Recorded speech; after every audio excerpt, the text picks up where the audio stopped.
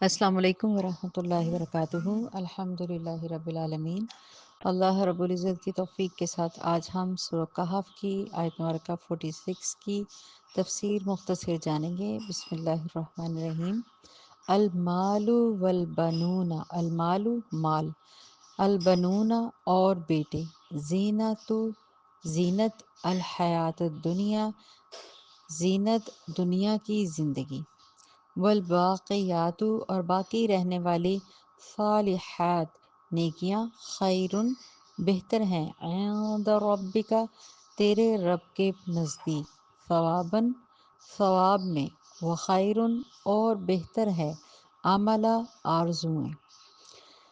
یعنی کہ یہ مال اور یہ اولاد محض دنیاوی زندگی کی ایک ہنگامی آرائش ہے، اصل میں تو باقی رہ جانے والی نیکیاں ہی ہیں، تیرے رب کے نزدیک نتیجے کے لحاظ سے بہتر ہے، اور انہی سے اچھی امیدیں وابستہ کی جا سکتی ہیں۔ المال والبنون زینت الحیات الدنیا، مال اور بیٹے دنیا کی زندگی ہیں، زینت ہے ظاہری طور پہ۔ مال اور اولاد، محبت انسان کے اندر اس کے بارے میں رکھ دی جاتی ہے، جیسے کہ اللہ رب العزت کا ارشاد ہے سورۃ آل عمران۔ دیکھیں یہاں پہ اس آیت کا ترجمہ میں آپ کے ساتھ، آیت مبارکہ 14، اس کا ترجمہ آپ کے ساتھ میں شیئر کرتی ہوں۔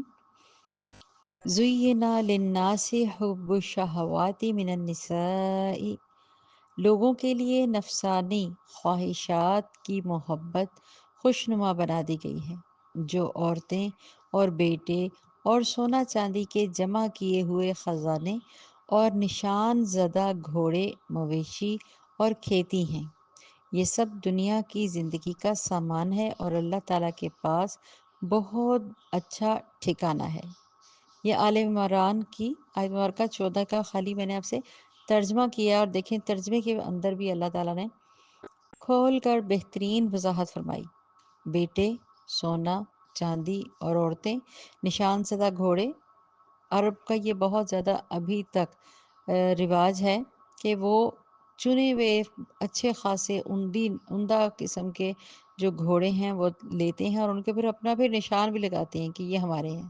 مویشی آپ بھی جانتے ہیں پاکستان میں ہر جگہ پہ، بلکہ تمام ممالک میں گائے، اسپیشلی گائے، بکری، گھوڑے یا ہرن، اسپیشلی ان چیزوں کو باقاعدہ پسند کیا جاتا ہے، اور اتنی ان کے اوپر لاگت لگائی جاتی ہے، اور کھیتی اور زمین انسان کے لیے شروع سے ہی رحمت بھی ہے، لیکن جب اس کا فتنہ پھیلتا ہے کہ میری زمین، میری جائیداد، میری یہ چیز، میری کھیتی، یہ وہ، تو یہ کھیتی بھی انسان کے لیے فرحت کا باعث تو ہے، رزق روزی، لیکن اس کے ساتھ امتحان کا باعث بھی بنتی ہے۔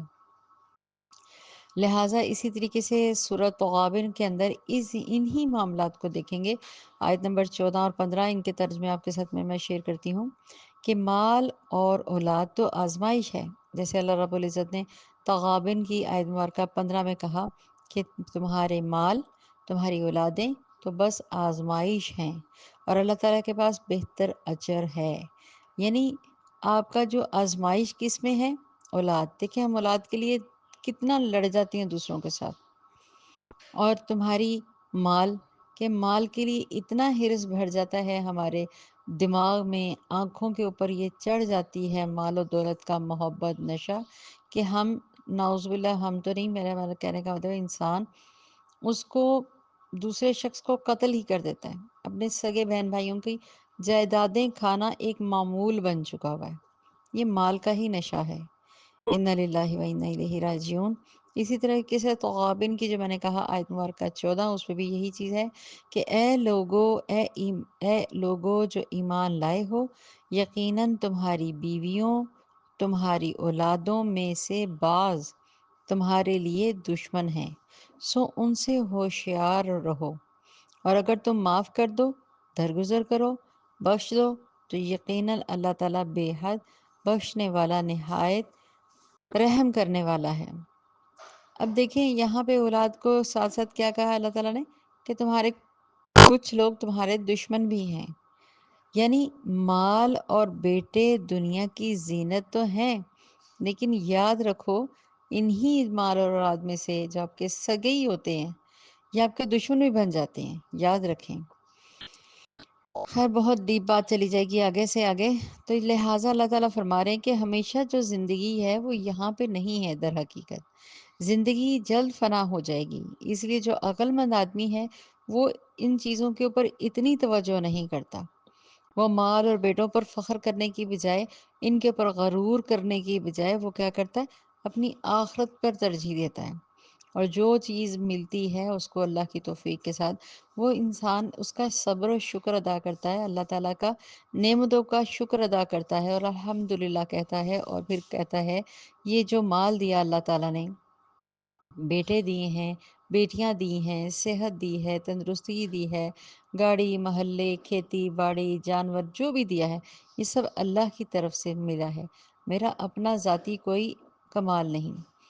اسی لیے اس کو اسی چیز کو آگے کہا گیا ہے والباقیات الصالحات خیر عند ربک، لہٰذا جو باقیات ہیں وہ کیا ہیں؟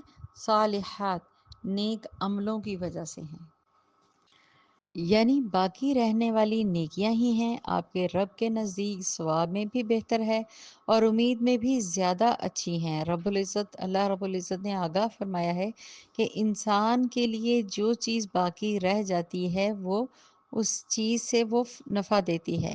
وہ کیا چیزیں ہیں؟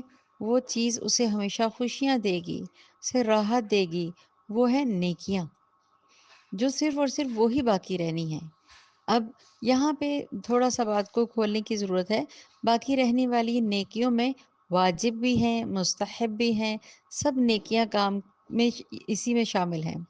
مثلاً اللہ تعالیٰ کے حقوق جو ہیں، اللہ کے بندوں کے حقوق ہیں، یہ کیا ہیں؟ باقیات، یہ ہیں صالحات، یعنی کہ ہم نے جو نیکیاں کی، ہم نے اللہ کا ذکر کیا، نماز ادا کی، روزہ ادا کیا، حج ادا کیا، تسبیحات کی، صبح شام اپنی زبان کو تسبیح سے منور رکھا، کسی کو اپنی بدگوئی سے اپنی بد زبانی سے بچایا، اپنے آپ کو کنٹرول کیا گالی گلوچ سے، دوسرے کی چگلی، دوسرے کی بخیلی، کسی کے اندر برائی دیکھ کے خاموشی سے آنکھیں اپنی جھکا لیں اور کہا کہ اللہ اس کو ہدایت دیں، نہ کہ فلاں فلاں فلاں فلاں محلے سے لے کے دوسرے گاؤں تک، دوسرے شہر تک اس کی مشہوری کر دینی۔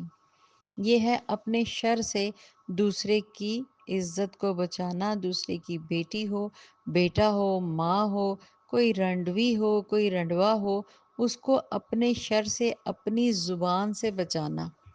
جن بچے بچیوں کی شادیاں نہیں ہو رہی ہوتی، بس ان کے والدین کی مشہوریاں کر دی جاتی ہیں کہ یہ تو پتہ نہیں کیا وجہ ہے، ان کے بچوں کا یہ نہیں ہو رہا، ان کے وہ نہیں ہو رہا۔ بندہ پوچھے آپ کرتے ہیں؟ آپ نے دینے ہیں ان کو رشتے، یا آپ نے ان کے معاملات ٹھیک کرنے ہیں؟ انسان اپنے شر سے، اپنی زبان، اپنی آنکھوں، اپنے ہاتھوں سے ان شر کے معاملات کو بچا لے دوسرے کو، تو یہ بھی ہمیشہ ہمیشہ رہنے والی کیا ہے؟ نیکیاں، جو کہ باقی رہیں گی۔ نماز، زکوٰۃ، حج، صدقہ، عمرہ، تسبیح، تحلیل، تمحید، تلاوت قرآن، علم کا حاصل کرنا، صلح رحمی کرنا، والدین کے ساتھ حسن سلوک کرنا، رشتہ داروں کے ساتھ، ہمسایوں کے ساتھ نیکی کا حکم دینا بھی، کرنا بھی، برائی سے خود کو بھی روکنا اور تھوڑا بہت دوسروں کو برائی سے روکنا، لیکن اچھے عمل کے ساتھ، ایسا نہیں کہ طنز کر کر کے۔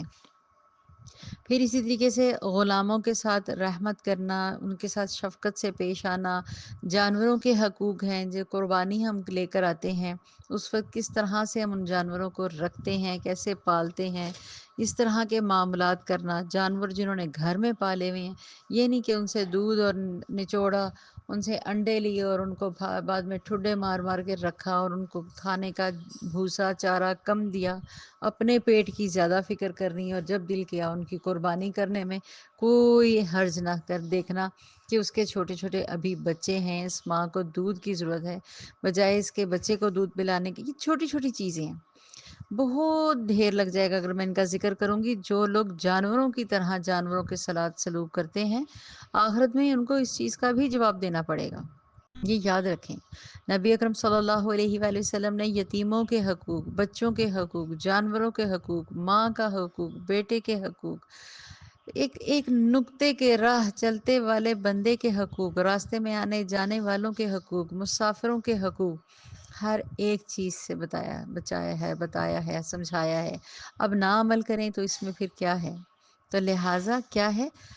باقیات صالحات، سمجھ آئی اب اس چیز کی کہ باقیات صالحات ہی وہ اعمال ہیں جن میں سبقت لے جانے والوں کو سبقت دی جائے گی۔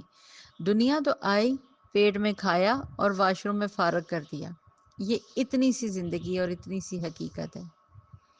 بالکل زندگی بھی ایسے ہی گزر جاتی ہے، ابھی آپ زندہ تھے اور کل آپ بوڑھے ہیں اور اب آپ قبر میں ہیں۔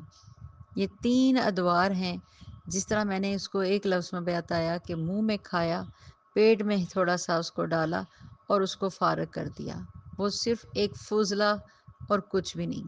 یہ زندگی ٹیمپریری ہے۔ جو سمجھ جاتے ہیں وہ اپنی ہمیشہ آخرت کی تیاری میں لگے رہتے ہیں کہ مجھ سے کہیں پہ زبان سے یہ نہ ہو جائے، کسی کی حق تلفی نہ ہو جائے، کسی کے رشتے میں کوئی غلطی نہ ہو جائے، کہیں پہ میں اپنے بہن کا، اپنی بھائی کا، اپنی ماں کا، اپنے باپ کا کہیں پہ جواب دہ نہ ہو جاؤں، میں کہیں پہ ان کے پیسوں میں، ان کے جائیداد میں حق ڈاکہ ڈال کے ساری عمر جہنم کے گڑھے میں سڑتا گلتا نہ رہوں۔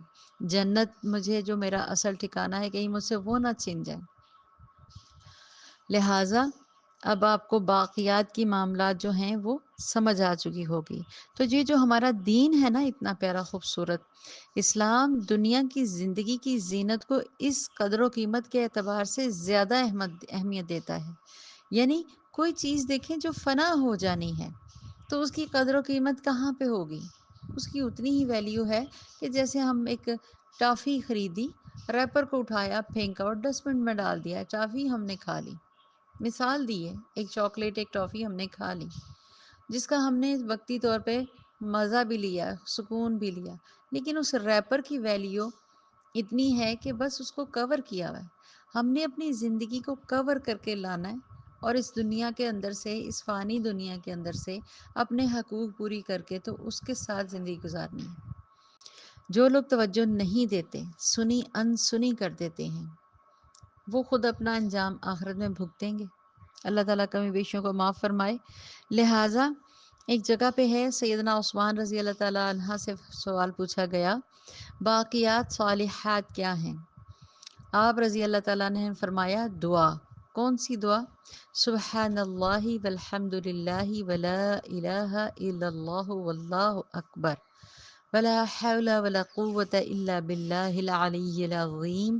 مسند احمد کی روایت ہے 71-1۔ یعنی جو ہم ذکر کرتے ہیں، یہ اس میں جو میں نے پہلے مرحلے میں بتایا، نماز، روزہ، حج، زکوٰۃ، تسبیحات، تحلیل، تسبیح، تحمید، قرآن کی تلاوت، یہ اسی کا حصہ ہے۔ باقی دوسری چیزیں بھی میں نے آپ کو بتائیں۔ لہٰذا اسلام کی جو باقیات صالحات کو جو لوگ بہتر سمجھ لیتے ہیں، انہی سے وہ امیدیں وابستہ رکھتے ہیں، انہی کی وجہ سے وہ یہ سمجھ جاتے ہیں کہ ہماری حقیقت در حقیقت کیا ہے۔ لہٰذا یہ سب توفیق اللہ کی ہے کہ کس کو کتنی کھیتی، کتنا پھل، کتنا رزق، کتنی اولاد نہیں ملی۔ کچھ لوگ اولاد کے پیچھے پڑ جاتے ہیں، میری اولاد نہیں، میری اولاد نہیں، میری اولاد نہیں، میری اولاد نہیں، میری اولاد نہیں۔ اللہ غفور الرحیم بہتر جانتا ہے کہ تمہیں اولاد کیوں نہیں دی گئی۔ کیا پتا وہ اولاد پیدا ہو اور تم ہی کو قتل کر دے، یا وہ تم ہی کے اوپر ظلم ڈھائے اور تمہیں اس قدر غربت میں ڈال دے کہ تم لوگوں کے آگے ہاتھ پھیلانے کے مجبور ہو جاؤ، یا تمہاری اولاد پیدا ہو اور تمہاری زندگی ختم ہو جائے۔ تو لہٰذا جو چیز اللہ تعالیٰ نے نہیں دی، اس کی مصلحت ہے، اس کو سمجھیں۔ وہ آپ سے اس سے بہتر کام کروانا چاہتا ہے، آپ کو کسی مشکل میں، تکلیف میں نہیں ڈالنا چاہتا۔ اللہ کو کیا پڑی ہے کسی کو ظلم کرنے کی؟ یہ اس کا کام ہے۔ اللہ پر جو صبر کرتا ہے، توکل کرتا ہے اور اللہ کی حمد و ثنا کرتا ہے، اللہ اس کو کسی اور خزانوں سے نوازنا چاہتے ہیں۔ ضد نہ کیا کریں اللہ کے ساتھ، وہ غفور الرحیم ہے، وہی رحمان تو ہے جو دیکھے نا، وہی تو ہے جو ہمیں ہر چیز دیکھنا دیتا ہے. جیسے کہ یہاں پہ کہا گیا عند ربکم خیر عند ربک ثوابا و خیر عملا، جو تم عمل کرتے ہو اس کا ثواب تمہارے رب کے پاس اس دنیا عارضی سے بہتر ہے، ہمیشہ باقی رہنے والا ہے. انسان کے کیا چیز؟ نیک اعمال. انسان کو نیکیوں کی سدا بہار اگانی چاہیے. سدا بہار پودا کا نام ہے نا، اس کو اگانا چاہیے جو ہمیشہ تر و تازہ فریش. اس کو سردی ہو گرمی ہو وہ بیچارہ پنپتا پھولتا کمزور ہوتا ہے لیکن چلتا رہا ہے، اس پر خزاں نہیں آتی، بہت کم. یہ باغ اللہ تعالیٰ کی یاد سے ہمیں اگانا چاہیے. اصل مقصد یہ ہے، اس کی فرما برداری کے ساتھ اسے اگانا چاہیے. فرما برداری مطلب عاجزی کے ساتھ، تو وہ انسان کامیاب ہوگا دنیا اور آخرت میں. اللہ تعالیٰ ہم سب کو بھی توفیق عطا فرمائے اور ہم سب کی باقیات صالحات، باقی رہنے والی نیک اعمال اللہ تعالیٰ ہمارے قبول فرمائے، منظور فرمائے اور ہمیں بڑھ چڑھ کر ان میں حصہ لینے کی بھی توفیق عطا فرمائے. آمین ثم آمین. السلام علیکم ورحمۃ اللہ وبرکاتہ.